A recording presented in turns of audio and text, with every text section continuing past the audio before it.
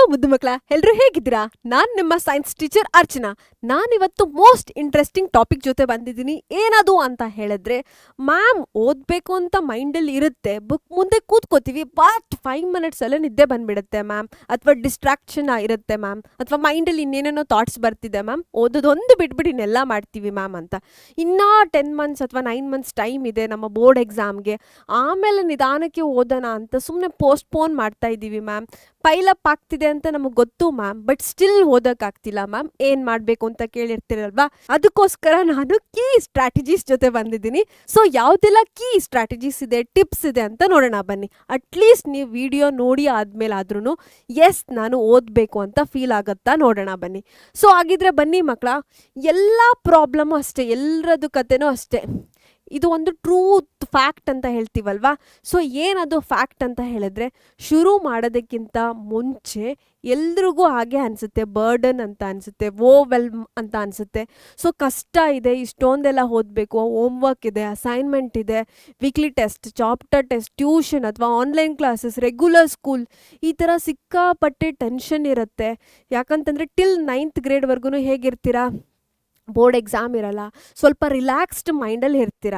But ಇವಾಗ ಏನು ಅನಿಸುತ್ತೆ, ನಿಮ್ಮ ಮ್ಯಾಮ್ ಅಸೈನ್ಮೆಂಟ್ ಕೊಡಬೇಕು, ಇಂಟರ್ನಲ್ ಮಾರ್ಕ್ಸ್ ಅಂತ ಹೇಳ್ತಿರ್ತಾರೆ, ಯೂನಿಟ್ ಟೆಸ್ಟ್ ಅಂತ ಇಡ್ತಿರ್ತಾರೆ, ಚಾಪ್ಟರ್ ಟೆಸ್ಟ್ ಅಂತ ಏನೋ ಕಂಪ್ಲೀಟ್ ಮಾಡಿದ ಒಂದು ಚಾಪ್ಟರ್ ಕಂಪ್ಲೀಟ್ ಮಾಡಿದ ತಕ್ಷಣವೇ ನೆಕ್ಸ್ಟ್ ಡೇನೇ ಚಾಪ್ಟರ್ ಟೆಸ್ಟ್ ಅಂತ ಎಲ್ಲ ಇರುತ್ತೆ. ನಿಮ್ಮ ಪೇರೆಂಟ್ಸ್ ನಿಮಗೆ ಇಷ್ಟ ಇಲ್ಲ ಅಂತ ಹೇಳಿದ್ರು ಪ್ರೆಷರೈಸ್ ಮಾಡಿಬಿಟ್ಟು ಟ್ಯೂಷನ್ಗೋ ಅಥವಾ ಆನ್ಲೈನ್ ಕ್ಲಾಸಸ್ಗೋ ಹಾಕಿರ್ತಾರೆ. ಸೊ ನಿಮಗೆ ನಿಮ್ಮ ಟೈಮನ್ನು ಮ್ಯಾನೇಜ್ ಮಾಡೋದಕ್ಕೆ ಕಷ್ಟ ಆಗ್ತಿದೆ. ಸೊ ಬಿಗಿನಿಂಗ್ ಅಲ್ವಾ ಇದು. ಇವಾಗೇನು ಕೆಲವು ಮಕ್ಕಳಿಗೆ ಜೂನಿಂದ ಶುರುವಾಗಿದೆ ಸ್ಕೂಲ್, 15 days ಆಗಿದೆ. ಕೆಲವು ಮಕ್ಕಳಿಗೆ ಏನು 2 months ಬ್ಯಾಕ್ ಮಾರ್ಚಲ್ಲಿ ಅಥವಾ ಮೇ ಅಲ್ಲಿ ಅಥವಾ ಏಪ್ರಿಲಲ್ಲಿ ಏನು ಸ್ಕೂಲ್ ಶುರುವಾಗಿದೆ, ಅವರು ಸ್ವಲ್ಪ ಅಡ್ಜಸ್ಟ್ ಆಗಿರ್ತೀರಾ ಅಂತ ಅನ್ಕೋತಿರ್ತೀನಿ. ಯಾರಿಗೆಲ್ಲ ಜೂನಿಂದ ಶುರುವಾಗಿದೆ ಅವ್ರಿಗೆ ಸ್ವಲ್ಪ ಕಷ್ಟ ಆಗ್ತಿದೆ. ಸೊ ಒಂದು ಏನೋ ಫ್ರೀ ಸಿಸ್ಟಮಿಂದ ಏನೋ ಒಂದು ಸ್ವಲ್ಪ ಸ್ಟ್ರೆಸ್ಫುಲ್ ಆಗ್ತಿದೆ ಅಂತ ಅನ್ಕೋತಿರ್ತೀನಿ. ಸೊ ನಿಮ್ಮ ಜರ್ನಿನ ಶುರು ಮಾಡಿದ್ದೀರಾ, ತೊಂದರೆ ಇಲ್ಲ, ಓಕೆ, 1 week ಟೈಮ್ ತೊಗೊಳ್ಳಿ, ಇಲ್ಲ ನಿಮಗೆ 15 days ಎಕ್ಸ್ಟ್ರಾ ಟೈಮ್ ತೊಗೊಳ್ಳಿ. ಸೊ ನೀವೇನು ಮಾಡಿ, ಬ್ಯಾಲೆನ್ಸ್ ಮಾಡ್ಕೊಳ್ಳಿ. ಇದು ನನ್ನ ಸಕ್ಸಸ್ಸಿವ್ ಜರ್ನಿ, ಸ್ವಲ್ಪ ಕಷ್ಟ ಆಗ್ತಿದೆ, ನಾನು ಸ್ವಲ್ಪ ಪ್ರಾಕ್ಟೀಸ್ ಮಾಡಿದ್ರೆ ನನ್ನ ಸಕ್ಸಸ್ ಜರ್ನಿ ಈಸಿ ಆಗುತ್ತೆ ಅಂತ ಅಂದ್ಕೊಳ್ಳಿ. ಓಕೆನಾ? ಇದು ಎಲ್ಲರಿಗೂ ಟ್ರೂತ್ ಫ್ಯಾಕ್ಟ್ ಅಂತಾನೆ, ಇದು ಎಲ್ರಿಗೂ ಆಗುತ್ತೆ. ಸ್ವಲ್ಪ ಪ್ರೆಷರೈಸ್ ಅಂತ ಎಲ್ರಿಗೂ ಆಗುತ್ತೆ, ಟೆನ್ಷನ್ ಇರುತ್ತೆ. ಓಕೆನಾ? ಇದು ನೀವು ಒಬ್ಬರೇ ಏನೋ ಅಲೋನ್ ಆಗಿ ಫೇಸ್ ಮಾಡ್ತಾ ಇಲ್ಲ. ಓಕೆನಾ ಮಕ್ಕಳ? ಸೊ ನಿಮ್ಮ ತಲೆಯಿಂದ ತೆಗೆದಾಕಿ, ಯಾರೆಲ್ಲ 10th grade ಇವಾಗ ಈ ವರ್ಷ ಬಂದಿರ್ತೀರಾ, ಸ್ವಲ್ಪ ಕಷ್ಟ ಆಗ್ತಿರತ್ತೆ. ಸೊ ಹೇಗೆ ಮ್ಯಾನೇಜ್ ಮಾಡೋದು ಅಂತ ನೋಡೋಣ. ಓಕೆನಾ? ರಿಲ್ಯಾಕ್ಸ್ಡ್ ಆಗಿ. ಸೊ ನೀವು ಏನೋ ಸಕ್ಸಸ್ ಜರ್ನಿ ಇದೆ, 625 out of 625 ತೊಗೋಬೇಕು ಮ್ಯಾಮ್, ಟಾಪರ್ ಆಗಬೇಕು ಅಂತ ಹೇಳಿದ್ರೆ ಕೆಲವನ್ನ ನೀವು ಡೈಲಿ ಮಾಡಬೇಕು. ಏನದು ಅಂತ ಹೇಳಿದ್ರೆ, ಓದಿದ್ದನ್ನು ರೀಕಾಲ್ ಮಾಡಬೇಕು, ರಿವೈಸ್ ಮಾಡಬೇಕು, ನೆಕ್ಸ್ಟು PYQಸನ್ನು ಮರೀದೇ ಚೆಕ್ ಮಾಡಬೇಕು, ಓದಿದ್ದನ್ನು ಸ್ವಲ್ಪ ಬರೆದು ಪ್ರಾಕ್ಟೀಸ್ ಮಾಡಬೇಕು. ಇಷ್ಟು ನೀವು ಮೂರು ಏನಿದೆ, ರಿವಿಷನ್ ಮಾಡಬೇಕು, ರೀಕಾಲ್ ಮಾಡಬೇಕು, PYQಸನ್ನು ನೋಡಬೇಕು, ಸ್ವಲ್ಪ ಬರೆದು ಪ್ರಾಕ್ಟೀಸ್ ಮಾಡಬೇಕು. ಈ ಮೂರು ಕೀ ಟಿಪ್ಗಳನ್ನು ನೀವು ಫಾಲೋ ಮಾಡ್ತಿದ್ದೀರಾ ಅಂತ ಹೇಳಿದ್ರೆ ನಿಮ್ಮ ಸಕ್ಸಸ್ ಜರ್ನಿ ತುಂಬ ದೂರ ಇಲ್ಲ ಮಕ್ಕಳ. ಆರಾಮಾಗಿ ನೀವು ಏನು 625 out of 625ನ ತೊಗೋಬಹುದು. ಇವಾಗ ಕೇಳ್ತೀರಾ ಮ್ಯಾಮ್ ಏನಂತ, ನಿಮ್ಮನ್ನು ನೀವು ಕೇಳ್ಕೊಳ್ಳಿ. ಓಕೆನಾ? What will happen if I skip studying today? ಇದನ್ನು ನಿಮ್ಮನ್ನು ನೀವೇ ಒಂದ್ಸಲ ಪ್ರಶ್ನೆ ಮಾಡ್ಕೊಳ್ಳಿ ಮಕ್ಕಳ. ನಾನು ಇವತ್ತು ಓದಿಲ್ಲ ಅಂದರೆ ಏನಾಗುತ್ತೆ ಅಂತ. ಸೊ ಕ್ವೆಶ್ಚನ್ ಮಾಡ್ಕೊಂಡ್ರಾ ನಿಮ್ಮನ್ನು ನೀವು? ಏನೆಲ್ಲ ತಲೆಯಲ್ಲಿ ಬರ್ತಿದೆ ಆನ್ಸರ್ಸ್ ಅಂತ ನನಗೆ ಕಮೆಂಟ್ ಸೆಕ್ಷನಲ್ಲಿ ತಿಳಿಸಿ. ಏನಾಗುತ್ತೆ ಅಂತ ಹೇಳಿದ್ರೆ, ಏನು ಇವತ್ತು ಓದಿಲ್ಲ, ನಾಳೆ ಓದೋಣ ಅಂತ ಪೋಸ್ಟ್ಪೋನ್ ಮಾಡ್ತೀರಾ. ನಾಳೆ ಹೋಗ್ಬಿಟ್ಟು 1 ವಾರ ಆಗುತ್ತೆ. 1 ವಾರ ಇರೋದೇನಾಗುತ್ತೆ, 1 month ಆಗಿರುತ್ತೆ. ಸೊ ನೆಕ್ಸ್ಟ್ 1 month ಮುಗಿಯೋದ್ರೊಳಗಡೆ ಆಲ್ರೆಡಿ ಬೋರ್ಡ್ ಎಕ್ಸಾಮ್ ಬಂದುಬಿಡುತ್ತೆ. ಏನೋ ಮಾರ್ಚ್ ಏಪ್ರಿಲ್ ಬಂದುಬಿಟ್ಟಿರುತ್ತೆ. ಇವಾಗೇನು 9 months ಟೈಮ್ ಇದೆ ಅಂತ ಅನ್ಕೋತಿದ್ದೀವಿ. ನೀವು ಹೀಗೆ ಪೋಸ್ಟ್ಪೋನ್ ಮಾಡ್ತಾ ಇದ್ದರೆ ನಮ್ಮ ಬೋರ್ಡ್ ಎಕ್ಸಾಮ್ ಬಂದುಬಿಟ್ಟಿರುತ್ತೆ. ಸರಿನಾ? ಈ ಕ್ವೆಶ್ಚನನ್ನು ನಿಮ್ಮನ್ನು ನೀವು ಕೇಳ್ಕೋಬೇಕು. ನಿಮಗೆ ಏನು ಆನ್ಸರ್ ಸಿಕ್ತು ಅಂತ ನನಗೆ ಕಮೆಂಟ್ ಸೆಕ್ಷನಲ್ಲಿ ತಿಳಿಸ್ಬೇಕು. ಸೊ ನೆಕ್ಸ್ಟ್ ಬಂದುಬಿಟ್ಟು, ಇವಾಗ ನಿಮ್ಮನ್ನೇ ನೀವು ಇಮ್ಯಾಜಿನ್ ಮಾಡ್ಕೊಳ್ಳಿ, ನಿಮ್ಮನ್ನೇ ನೀವು ಕಾಲ್ಪನಿಕವಾಗಿ ಯೋಚನೆ ಮಾಡಿ, ನಿಮ್ಮನ್ನೇ ನೀವು ಕಲ್ಪಿಸ್ಕೊಳ್ಳಿ. ಹೇಗೆ ಅಂತ ಹೇಳಿದ್ರೆ, ಮೊದಲನೇ ಕೇಸು ಏನಂತ ಅಂದ್ಕೊಳ್ಳಿ, ಸ್ಕೂಲಿಂದ ಬರ್ತೀರಾ, ಮೊಬೈಲ್ ತೊಗೋತೀರಾ, ಸುಮ್ಮನೆ ಸೋಷಿಯಲ್ ಮೀಡ್ಯಾದಲ್ಲಿ ಇನ್ಸ್ಟಾನೋ ಯೂಟ್ಯೂಬೋ ಏನೋ ಶಾರ್ಟ್ಸ್ ನೋಡ್ಕೊಂಡು ಕೂತ್ಕೊಂಡಿರ್ತೀರಾ, ರೀಲ್ಸ್ ಅಥವಾ ಮೂವಿ ಏನೋ ಒಂದು ನೋಡಿಬಿಟ್ಟು ಸುಮ್ಮನೆ ಸ್ಕ್ರೋಲಿಂಗ್ ಆಗ್ತಿದೆ ಅಂತ ಅಂದ್ಕೊಳ್ಳಿ. ಓಕೆನಾ? ಇನ್ನು ಒಂದು ಕೇಸ್ ಏನಿದೆ ಅಂತ ಅಂದ್ಕೊಳ್ಳಿ, ಸ್ಕೂಲಿಂದ ಬರ್ತೀರಾ, ಫ್ರೆಶನ್ ಅಪ್ ಆಗ್ತೀರಾ, ಓದೋದಕ್ಕೆ ಶುರು ಮಾಡ್ತೀರಾ. ಡೈಲಿ ಅಟ್ಲೀಸ್ಟ್ ನಾನೇನೋ ನಿಮಗೆ 5 ಅವರ್ಸ್ 10 ಅವರ್ಸ್ ಓದಿ ಅಂತ ಹೇಳ್ತಿಲ್ಲ, ಅಟ್ಲೀಸ್ಟ್ ನೀವು ಡೈಲಿ ಸೆಲ್ಫ್ ಸ್ಟಡಿ ಏನು ಮಾಡ್ತಿದ್ದೀರಾ, ಒಂದು ಹಾಫ್ ಆನ್ ಅವರ್ 13 ಮಿನಿಟ್ಸ್ ಅಥವಾ ಒಂದು 30 ನಿಮಿಷಗಳ ಕಾಲ ಓದ್ತಿದ್ದೀವಿ ಅಂತ ಅಂದ್ಕೊಳ್ಳಿ. ಸೊ ನನಗೆ ಹೇಳಿ, ಇದು ನಿಮಗೆ ಹೆಲ್ಪ್ ಮಾಡುತ್ತಾ ಬೋರ್ಡ್ ಎಕ್ಸಾಮ್ಗೆ, ಅಥವಾ ವರ್ಷನ್ 2 ಅಥವಾ ಕೇಸ್ 2 ಹೆಲ್ಪ್ ಮಾಡುತ್ತಾ? ಕಮೆಂಟ್ ಸೆಕ್ಷನಲ್ಲಿ ತಿಳಿಸಿ ನಿಮಗೆ ಯಾವುದು ಬೋರ್ಡ್ ಎಕ್ಸಾಮ್ಗೆ ಹೆಲ್ಪ್ ಆಗುತ್ತೆ ಅಂತ. ಸೋಷಿಯಲ್ ಮೀಡಿಯಾನ ಸ್ಕ್ರೋಲ್ ಮಾಡೋದಾ ಅಥವಾ ಡೈಲಿ ಪ್ರತಿದಿನ ಹಾಫ್ ಆನ್ ಅವರ್ ಓದೋದಾ ಅಂತ, ಓಕೆನಾ? ಇವಾಗ ವಿಡಿಯೋ ಪಾಸ್ ಮಾಡಿ ಆನ್ಸರನ್ನು ಕಮೆಂಟಲ್ಲಿ ತಿಳಿಸಿ. ಸೊ ನೆಕ್ಸ್ಟ್ ಏನು ಅಂತ ಹೇಳಿದ್ರೆ, ಡೈಲಿ 10 ಮಿನಿಟ್ಸ್ ರೂಲ್ ಅಂತ. ಏನಿದು 10 ಮಿನಿಟ್ ರೂಲ್? 10 ನಿಮಿಷದಲ್ಲಿ ಏನು ಕಲಿಯೋಕ್ಕಾಗತ್ತೆ, ಏನಿದು ನಿಯಮ ಅಂತ ಹೇಳಿದ್ರೆ, ಎಷ್ಟೋ ಮಕ್ಕಳಿಗೆ ನಾನು 3 ಅವರ್ ಓದಬೇಕು, ನನ್ನ SLC ಬೋರ್ಡ್ ಎಕ್ಸಾಮ್ಗೆ ನಾನು ಟಾಪರ್ ಆಗಬೇಕು, ಸ್ಟೇಟ್ ಟಾಪರ್ ಆಗಬೇಕು, ಡಿಸ್ಟ್ರಿಕ್ಟ್ ಟಾಪರ್, ಏನೇನೆಲ್ಲ ಗೋಲನ್ನು ಫಿಕ್ಸ್ ಮಾಡಿರ್ತೀರಾ, ಅದು ಒಳ್ಳೆಯದು, ಓಕೆನಾ ಮಕ್ಕಳ? ಪ್ರೆಷರೈಸ್ ಮಾಡ್ಕೋಬೇಡಿ, ನಿಮ್ಮ ಬ್ರೈನಿಗೆ ಪ್ರೆಷರ್ ಕೊಡಬೇಡಿ.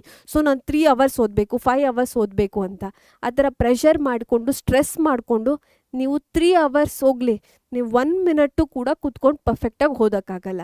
ಸೊ ಏನು ಅಂದ್ಕೊಳ್ಳಿ, ಓಕೆ ನಾನು ಡೈಲಿ ಒಂದು 10 ನಿಮಿಷ ಓದ್ತೀನಿ, ಡೈಲಿ ಒಂದು 5 ನಿಮಿಷ ಓದ್ತೀನಿ, ಇಲ್ಲ ಡೈಲಿ ಒಂದು 15 ಮಿನಿಟ್ಸ್ ಓದ್ತೀನಿ, ಅಷ್ಟೇ ಸಾಕು, ನನಗೆ ಈಸಿ ಆಗುತ್ತೆ ನನ್ನ SSLC ಜರ್ನಿ. ಈ ಥರ ರಿಲ್ಯಾಕ್ಸ್ಡ್ ವೇಯಲ್ಲಿ ಲೈಟರ್ ಗೋಲ್ ಇಟ್ಕೊಳ್ಳಿ. ಸ್ಟಾರ್ಟಿಂಗಲ್ಲಿ ನಾನು 3 ಅವರ್ ಓದಲ್ಲ, 1 ಅವರ್ ಓದಲ್ಲ, ಜಸ್ಟ್ 10 ಮಿನಿಟ್ಸ್ ಓದ್ತಿದ್ದೀನಿ ಅಂತ ಹೇಳ್ಕೊಳ್ಳಿ, ಓಕೆನಾ? 10 ಮಿನಿಟ್ಸ್ ಓದ್ತೀನಿ ಅಂತ ನೀವು ಬುಕ್ ಓಪನ್ ಮಾಡಿ ಕೂತ್ಕೊಂಡು ಫೋಕಸ್ಡಾಗಿ ಕಾನ್ಸಂಟ್ರೇಟ್ ಮಾಡಿ ಒಂದು ಟಾಪಿಕ್ಕನ್ನು ಓದೋದಕ್ಕೆ ಟ್ರೈ ಮಾಡಿ. ಈ 10 ಮಿನಿಟ್ಸಲ್ಲಿ ಜಸ್ಟ್ ಒಂದೇ ಒಂದು ಟಾಪಿಕ್ಕನ್ನು, ಒಂದೇ ಒಂದು ಪರಿಕಲ್ಪನೆಯನ್ನು ಓದೋದಕ್ಕೆ ಶುರು ಮಾಡಿ.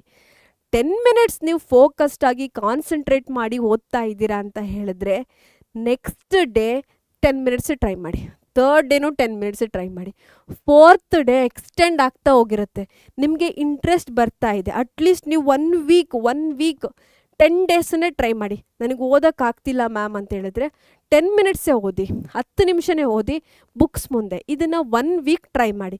ಸೊ 1 ವೀಕ್ ಟ್ರೈ ಮಾಡ್ತೀರಾ ಅಂತ ನನಗೆ ಕಮೆಂಟ್ ಸೆಕ್ಷನಲ್ಲಿ ತಿಳಿಸ್ಬೇಕು. ಸೊ 1 ವೀಕ್ ಬಂದುಬಿಟ್ಟು ನೀವು 10 ಮಿನಿಟ್ಸೇ ಓದ್ತಿದ್ದೀರಾ, ಆದರೆ ಫೋಕಸ್ಡ್ ಆಗಿದ್ದೀರಾ, ಯಾವುದೇ ರೀತಿ ಡಿಸ್ಟ್ರಾಕ್ಷನ್ಸ್ ಇಲ್ಲ, ಓಕೆನಾ? 1 ವೀಕ್ ಆದಮೇಲೆ ನಿಮಗೇನೆ ಓದಬೇಕು ಅಂತ ಲೈಟಾಗಿ ಅಂತ ಅನಿಸ್ತಾ ಇರುತ್ತೆ, ಓಕೆನಾ?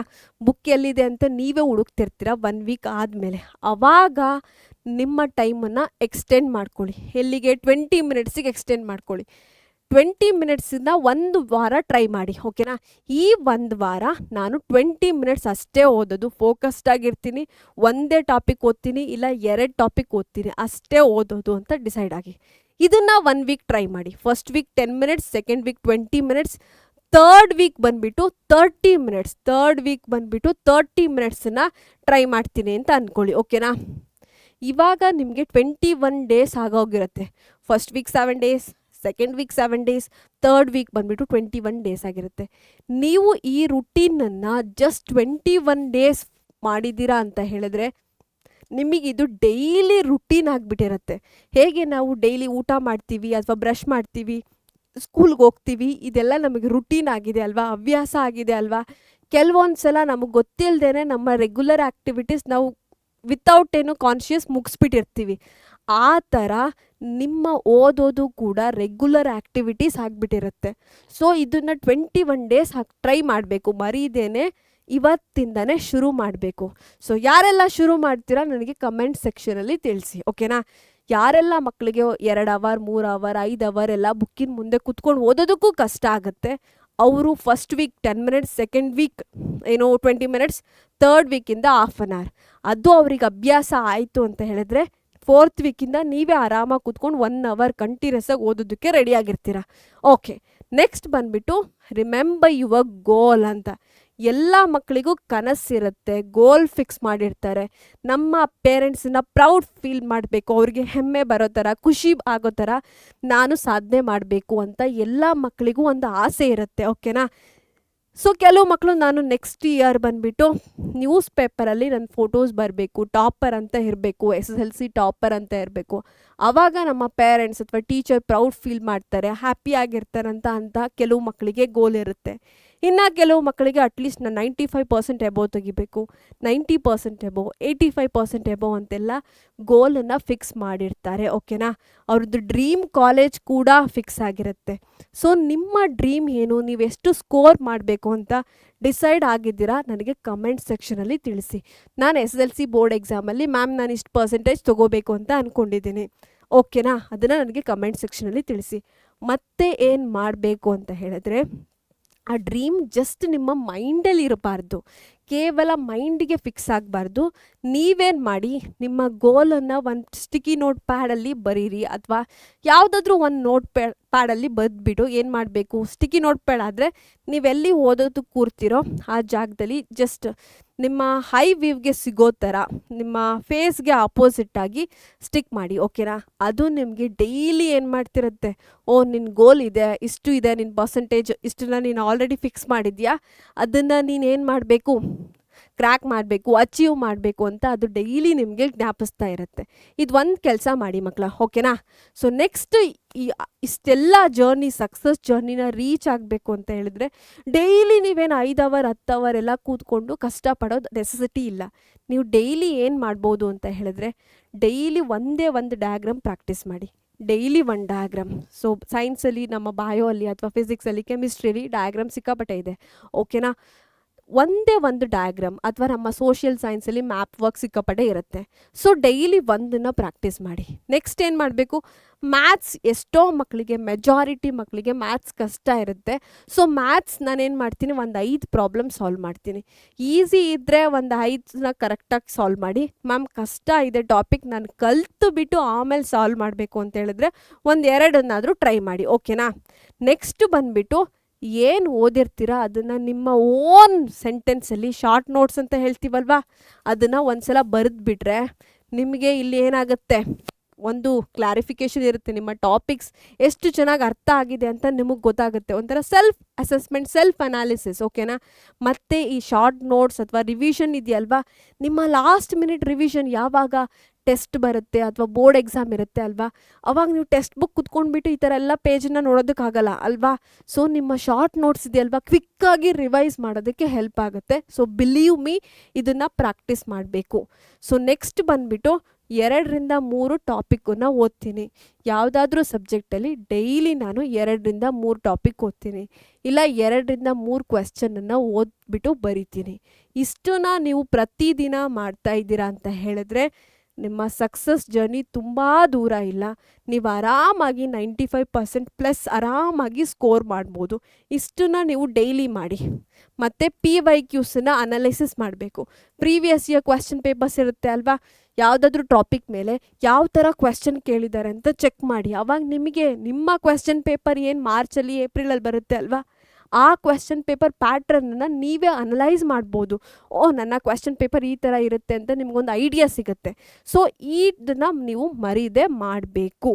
ಸೊ ಇಷ್ಟೆಲ್ಲ ಆದಮೇಲೆ ನಾನು ನಿಮಗೆ ಇನ್ನೂ ಒಂದು ಕೇಸ್ ಕೊಡ್ತಿದ್ದೀನಿ. ಇನ್ನೂ ಒಂದನ್ನು ಏನು ಇಮ್ಯಾಜಿನ್ ಮಾಡ್ಕೋಬೇಕು ಅಂತ ಹೇಳಿದ್ರೆ, ನಿಮ್ಮನ್ನು ನೀವು ಇಲ್ಲಿ ನೋಡ್ತೀರಾ, ಈ ಥರ ಫೇಸಲ್ಲಿ ನೋಡ್ತೀರಾ, ಹಳೋ ಥರ, ಡಲ್ಲಾಗಿರೋ ಥರ, ಬೇಜಾರಾಗಿರೋ ಥರ ಫೇಸಲ್ಲಿ ನೋಡ್ತೀರಾ, ಅಥವಾ ನಿಮ್ಮನ್ನು ನೀವು ಐ ಆಮ್ ರೆಡಿ ಅಂತ ಹ್ಯಾಪಿ ಫೇಸಲ್ಲಿ ಫುಲ್ ಜೋಶಲ್ಲಿರೋ ಥರ ನೋಡೋದಕ್ಕೆ ಇಷ್ಟಪಡ್ತೀರಾ. ಸೊ ಯಾವ ಥರ ನಿಮ್ಮನ್ನು ನೀವು ಎಕ್ಸಾಮ್ ದಿನ ನೋಡೋದಕ್ಕೆ ಇಷ್ಟಪಡ್ತೀರಾ, ಈ ಥರನ ನನಗೆ ಕಮೆಂಟ್ ಸೆಕ್ಷನಲ್ಲಿ ತಿಳಿಸಿ. ಯಾರೆಲ್ಲ ಐ ಆಮ್ ರೆಡಿ ಅಂತ ಹೇಳ್ತಾರೆ, ಯಾರು ಈ ಥರ ಇರೋದಕ್ಕೆ ಇಷ್ಟ ಮಾಡ್ತಾರೆ, ಟೈಮನ್ನು ವೇಸ್ಟ್ ಮಾಡಿ ಡೈಲಿ ಓದ್ದೇನೆ ಏನೋ ಸೋಷಿಯಲ್ ಮೀಡಿಯಾ ಜೊತೆ ಸ್ಕ್ರೋಲ್ ಮಾಡ್ತಾ ಟೈಮ್ ವೇಸ್ಟ್ ಮಾಡಿದ್ರೆ ಆ್ಯಬ್ಸಲ್ಯೂಟ್ಲಿ ನಿಮ್ಮ ಫೇಸ್ ಈ ಥರನೇ ಇರುತ್ತೆ. ನೀವು ಅಟ್ಲೀಸ್ಟ್ ತೋರಿಸಿಲ್ಲ ಅಂತ ಹೇಳಿದ್ರು ನಿಮ್ಮ ಇನ್ನರ್ ಫೇಸೇ ನಿಮಗೆ ಹೇಳ್ತಿದೆ, ಸೊ ನಾನು ಸ್ವಲ್ಪನಾದರೂ ಓದಬೇಕಿತ್ತು ಅಂತ. ಸೊ ಅಲ್ಲಿವರೆಗೂ ತೊಗೊಂಡು ಹೋಗಬೇಡಿ, ಪೈಲಪ್ ಮಾಡ್ಕೋಬೇಡಿ. ಸೊ ಡೈಲಿ ಇಷ್ಟಿಷ್ಟೇ ಓದೋದಕ್ಕೆ ಶುರು ಮಾಡಿ ಮಕ್ಕಳ. ಓಕೆನಾ, ಆವಾಗ ನೀವು ನನಗೆ ಹೇಳ್ತೀರಾ ಐ ಆಮ್ ರೆಡಿ ಮ್ಯಾಮ್ ಅಂತ. ಓಕೆನಾ, ಸೊ ನಿಮಗೆ ಯಾವ ಥರ ಶುರು ಮಾಡಬೇಕು, first week, second week, third weak ಅಂತ ನಾನು ನಿಮಗೆ ಎಷ್ಟೊಂದು ಕೀ ಟಿಪ್ಸ್ಗಳನ್ನು ಕೊಟ್ಟಿದ್ದೀನಿ. ಇವತ್ತಿಂದನೇ ಫಾಲೋ ಮಾಡೋದಕ್ಕೆ ಶುರು ಮಾಡಿ ಮಕ್ಕಳ, ಈಸಿ ಆಗುತ್ತೆ. ಓಕೆನಾ, ಸೊ ಇವತ್ತು ಏನು ಮಾಡ್ತೀರಾ, ನೀವು ಏನನ್ನು ಓದ್ತೀರಾ, ಏನೆಲ್ಲ ಗೋಲನ್ನು ಫಿಕ್ಸ್ ಮಾಡ್ಕೋತೀರಾ, ಅದು ಬಂದ್ಬಿಟ್ಟು ನಿಮ್ಮ ಫ್ಯೂಚರನ್ನು ಡಿಸೈಡ್ ಮಾಡ್ತೀರಿ. ಸೊ ನಾಳೆ ನಾಳೆ ಅಂತ ಪೋಸ್ಟ್ಪೋನ್ ಮಾಡಬೇಡಿ. ಇವತ್ತು ಏನು ಮಾಡ್ತೀರಾ ಅದು ಬಂದ್ಬಿಟ್ಟು ನಿಮ್ಮ ಫ್ಯೂಚರನ್ನು ಡಿಸೈಡ್ ಮಾಡುತ್ತೆ. ಸೊ ನಾಳೆ ಅನ್ನೋದು ನಿಮ್ಮ ತಲೆಯಲ್ಲಿ ಬರಬಾರ್ದು. ಇವಾಗಿಂದನೇ ನಾನು ಓದ್ತೀನಿ ಅಂತ ಮೈಂಡಲ್ಲಿ ಫಿಕ್ಸ್ ಆಗಬೇಕು. ಓಕೆನಾ ಮಕ್ಕಳ? ಸೊ ನಿಮಗೆ ಎಷ್ಟೊಂದೆಲ್ಲ ಕೀ ಟಿಪ್ಸ್ ಕೊಟ್ಟಿದ್ದೀನಿ. ನೀವು ಇದನ್ನೆಲ್ಲ ಅಪ್ಲೈ ಮಾಡಿ ಓದೋದಕ್ಕೆ ಕೂರ್ತೀರಾ ಅಂತ ಅಂದ್ಕೊಂಡಿದ್ದೀನಿ. ಸೊ ನಿಮ್ಮೆಲ್ರಿಗೂ ಥ್ಯಾಂಕ್ ಯು ಮಕ್ಕಳ.